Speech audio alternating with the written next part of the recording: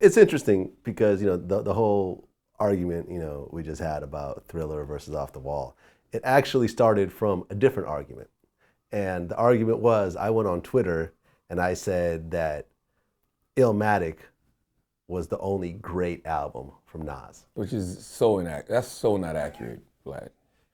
And that's beyond not accurate.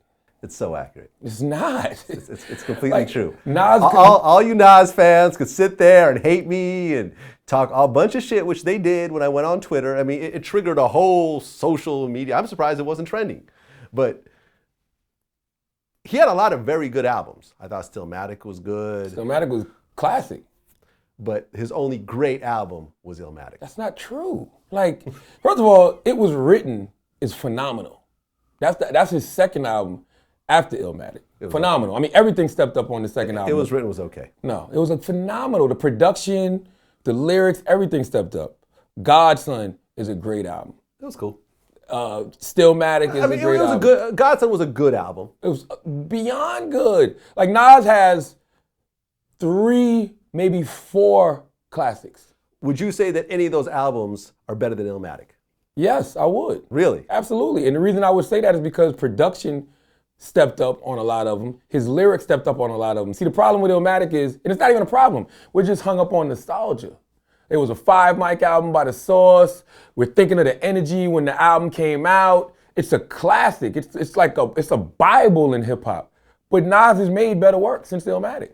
Illmatic was the first album, the first hip hop album of note. I'm not saying it was the very first time someone did this, but in general, before Illmatic happened, hip hop was structured like this. You had an MC and you had a DJ/producer, and that producer would make your entire album. You probably didn't have any features or whatever, and the two of you would create this work of art together and put it out in the world. Like, this is, Eric B. and Rakim. KRS-One and Scott LaRock. Like I can name you a whole bunch of instances up to this point of when this happened. Nas was the first one to say, you know something?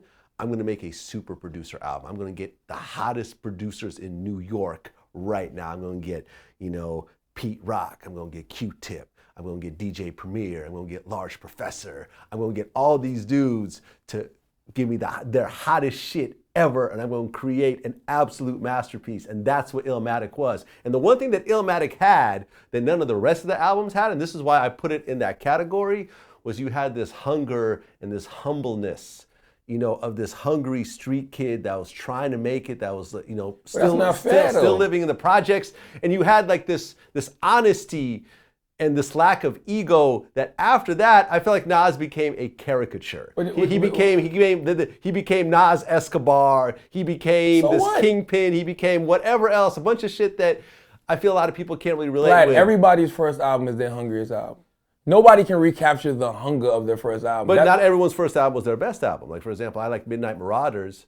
I like Low End Theory and Midnight Marauders better than I liked People's Instinct to Travel. But Nas' best album wasn't his first album. It's his most. It might be his most acclaimed because we love it like that. But I Am, Godson, Stillmatic, 3 incredible bodies of work. Good albums. Incredible. Not incredible. I don't think you listen to Nas like that. I mean, I do. I like Nas. I think you listen to Illmatic, and that's your shit. But I don't think you ever wrote out the I Am. I don't think you ever wrote out the Godson. Wrote out to all those albums. Stillmatic. I tried to like them, and it was like, this is cool for saying Illmatic.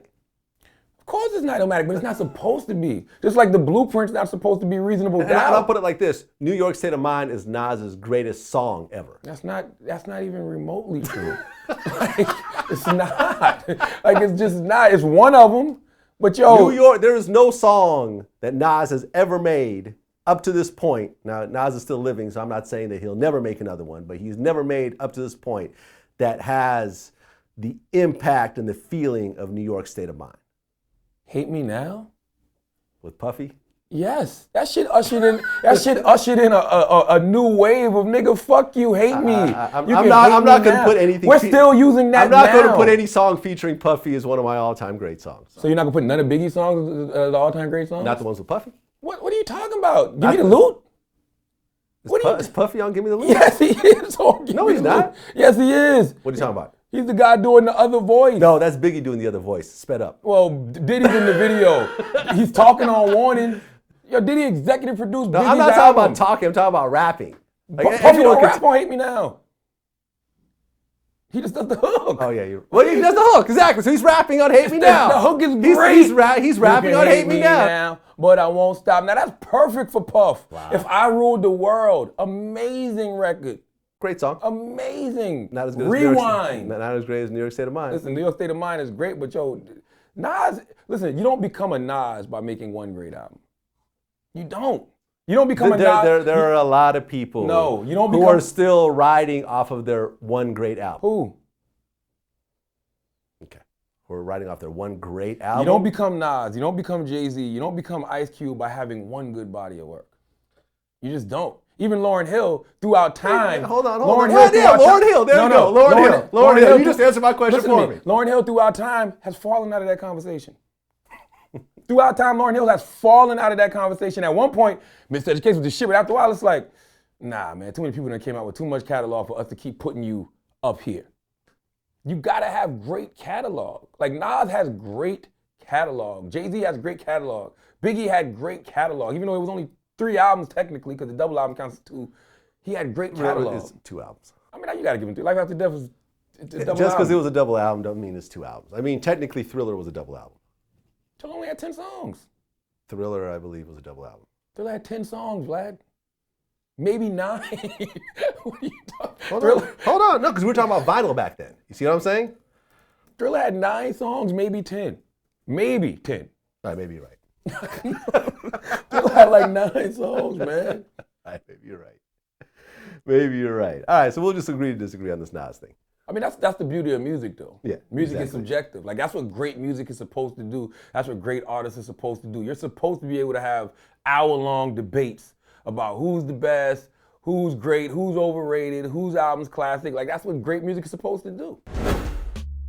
Him kind of crying and me crying. So, you know what I mean? It was no more words. A couple of days later, they tell me he died. How did you feel when they said that? I mean, did you know that he was gonna die when you saw the tubes? No? You just pulled through? No. Give me a second. To go through all you went through and your end result is being killed in a drive-by, affiliation is like way beyond the aspect of because you could have been here and left a way better mark.